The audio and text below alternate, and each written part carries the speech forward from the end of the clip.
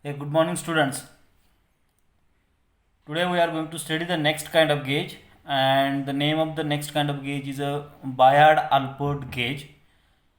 It is also famous by its short form BAG.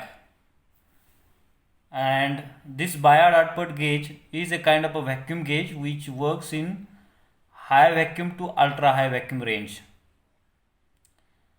And this is the diagram for Bayard-Alpert gauge, which contains a filament. You can see the cursor on the diagram. This is the filament, and this is the ion collector. Middle straight wire or middle straight line is a ion collector, and this is the grid. So I can say ion collector is wounded with the grid, coil like structure, right? And the power supply is provided to or applied to the ion grid as well as to the filament, right? So this Bayard-Alpert vacuum gauge ionizes the gas molecules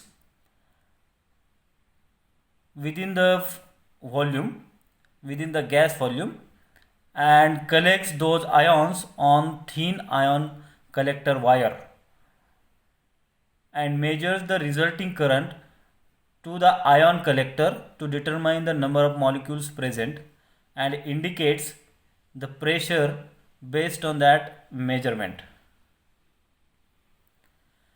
So this bag was first invented by R.T. Bayard, a name of scientist, and D. Alpert, and hence the name is given Bayard-Alpert in 1950 to overcome a limitations in vacuum pressure measurement by the triode gauge. Why it is called as a triode gauge? Because it contains a anode grid, then ion collector and filament. 3. That's why it is called as a triode gauge. The solution proposed by Bayard and Alpert was to reconfigure the collector and grid of the triode gauge to lower the current from X-ray effect. This Bayard-Alpert gauge is a hot filament style ionization gauge. Filaments are made up of yttrium, iridium, thoria coated. These are the materials actually. So you just remember the names of these materials. And this is basically a tungsten coated. Hot filament, that is cathode, emits the electrons.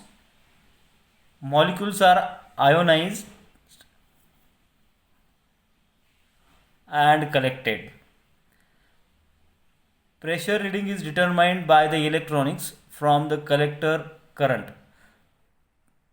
Pressure reading is determined by the electronics, that means with the help of electronic circuit. X-rays are produced when the electrons are emitted by the cathode and impact the grid, that is anode. Because of the geometry of the Bayard-Alpert gauge, only a small fraction of the X-rays emitted from the grid and are intercepted by the ion collector.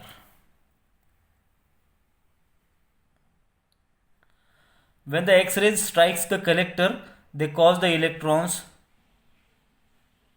to be photoelectrically ejected from the collector. This photoelectron current from the ion collector is detected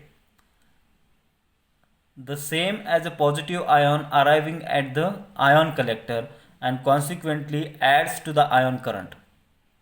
X-ray current limits the pressure that can be measured and is equivalent to the pressure reading in the range 10 to the power minus 10 to 10 to the power minus 11 torrs. Now let us study some advantages and disadvantages of this Bayard-Alpert gauge.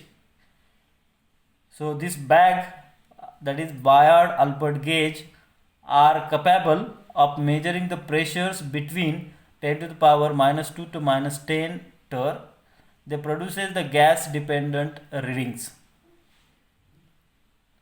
and the accuracy of this Biot-Alpert gauge is quite good. However, due to increased outgassing, this is the disadvantage of this Biot-Alpert gauge. Some kind of outgassing is happening in Biot-Alpert gauge. So, due to the increase in outgassing, the bakeout and disgassing are often required to achieve the full advantage with the Biot-Alpert gauge. In almost all cases, the longer delay is required to obtain the stable reading from the Biot-Alpert gauge. The BI gauges are more easily calibrated because of their linear response to the pressure. So this is all about the Biot-Alpert gauge, its advantages and disadvantages. Now we'll stop here. Next time we'll go for the next kind of a gauge. Thank you.